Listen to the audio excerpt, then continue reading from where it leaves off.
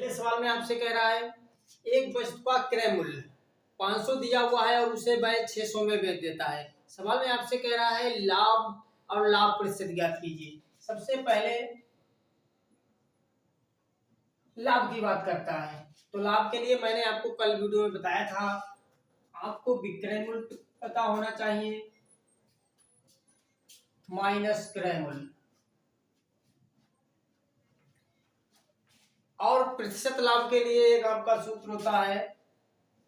अगर प्रतिशत आपसे लाभ पूछता है तो आपको ऊपर लाभ लिखना है, 100 से गुणा करनी है और नीचे आपको क्रय मूल्य लिखना है। इन दोनों सूत्रों का आपका प्रयोग होगा। सबसे पहले आपको जो क्रय मूल्य सवाल में दिया हुआ है वो आपको 500 दिया हुआ है। विक्रय मूल्य आपको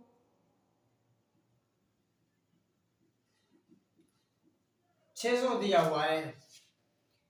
आप सबसे पहले लाभ निकालेंगे, विक्रय मूल्य में से क्रय मूल्य घटा देंगे। देखो यहाँ पर आपका विक्रय मूल्य क्रय मूल्य से अधिक होगा तभी आपको लाभ प्राप्त होगा, क्योंकि जब हम आपसे कहें कि आप कोई वस्तु 500 में खरीद के लाए और उसको आपने 600 में बेच दिया तभी तो आपको लाभ होगा। 500 की वस्तु को 600 में बेच देंगे तो यहाँ पर आपको कितना लाभ होगा, तो आप पाएंगे 100 रुपए लाभ। तो आपको जो लाभ प्राप्त हो गया है वो तो 100 रुपए प्राप्त हो गया, क्योंकि 600 लिखेंगे और यहाँ पर 500, तो आपको लाभ जो प्राप्त होगा वो 100 रुपए प्राप्त हो जाएगा। तो 100 रुपए आपका लाभ प्राप्त हो गया। ठीक है, तो लाभ तो आपको 100 गया। अब लाभ प्रतिशत पूछ रहा है आपसे, तो जो भी लाभ हुआ है उसको ऊपर रखेंगे और 100 से गुणा कर देंगे और नीचे आपको क्रय मूल्य रखना है। अब क्रय मूल्य यहाँ पर कितना दिया हुआ है, 500। 2 से 2 जीरो काट देते हैं, 5 से काटेंगे 5 दूनी 10, तो आपका जो उत्तर प्राप्त हो जाएगा 20%। मतलब जो लाभ हुआ होगा वो आपको 20% हुआ होगा।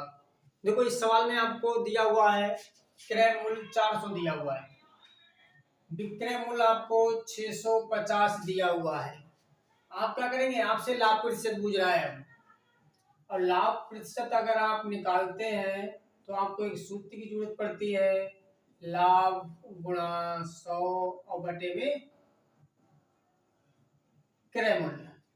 अब हम दो, क्रय मूल्य आपका 400 है, विक्रय मूल्य 650 है, तो आपको 250 लाभ प्राप्त हो जाएगा। तो हम ऊपर लाभ लिखेंगे तो यहाँ पर आप 250 लिखेंगे, 100 से गुणा कर देंगे और आप नीचे 400 लिखेंगे।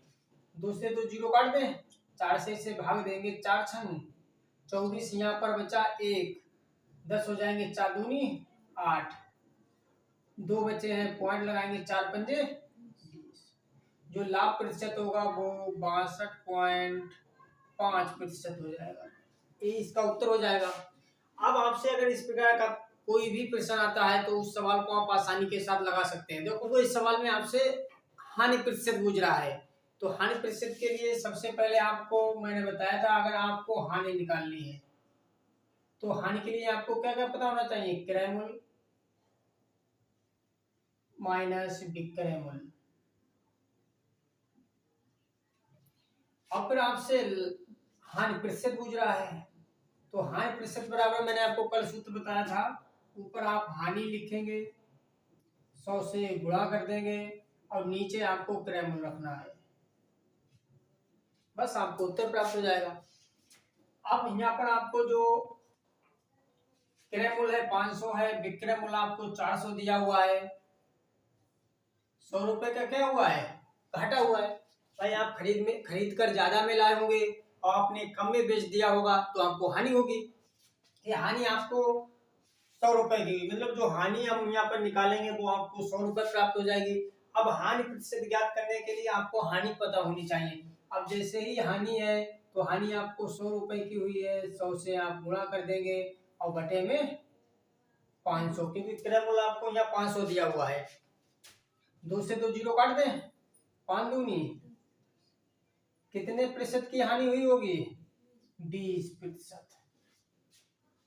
अब इस प्रकार के अगर आपसे प्रश्न पूछे जाते हैं तो उन सवालों को आप आसानी के साथ लगा सकते हैं।